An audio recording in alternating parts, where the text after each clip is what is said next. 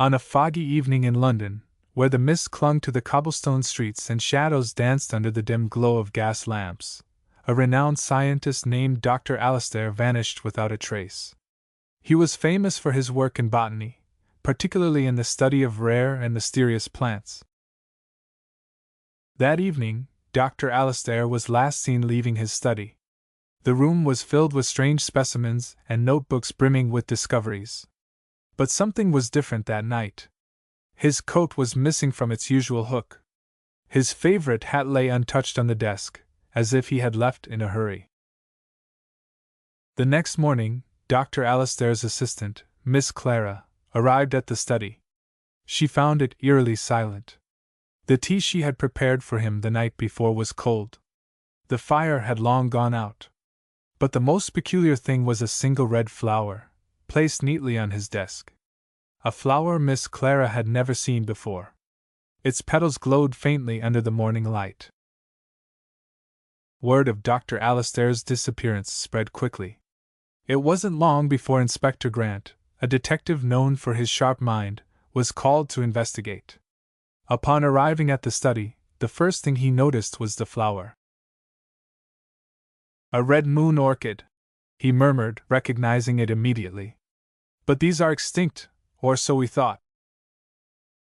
Miss Clara explained that Dr. Alistair had been working on something secretive.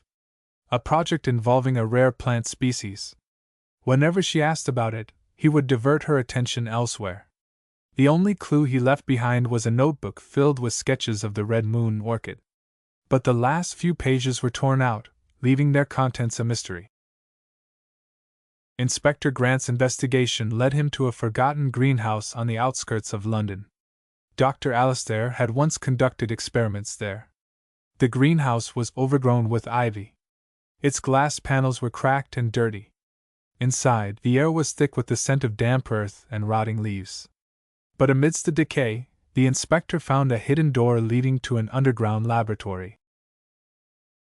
The laboratory was dimly lit. The walls were lined with glass cases holding rare plants, some of which glowed faintly. In the center of the room stood a large glass chamber. Inside it was a red moon orchid, just like the one found on Dr. Alistair's desk. But something was wrong. The plant seemed to pulse, as if it had a heartbeat.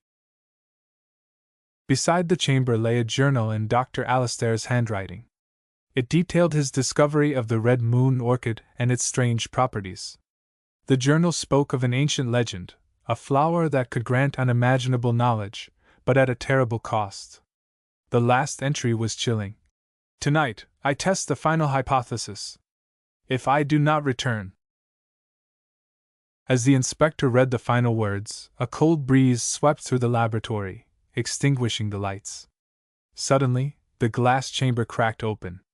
A figure emerged, a man, but not quite. It was Dr. Alistair. His eyes glowed with the same eerie light as the orchid.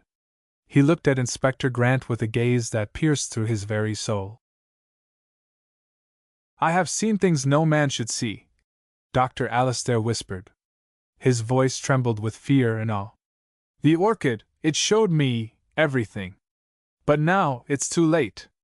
The knowledge it grants comes at a price. A price I was not prepared to pay."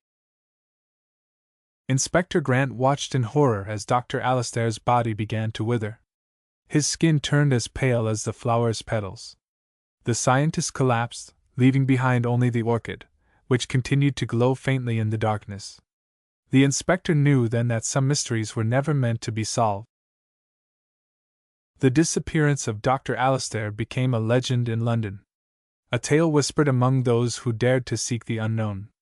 Inspector Grant left the case unsolved, warning others to leave the red moon orchid undisturbed. For some secrets buried in the earth should remain untouched. And some knowledge comes at too high a price. And so, the tale of Dr. Alistair ends. Not with a solution, but with a lingering question: what price would you pay for knowledge? And would it be worth the cost?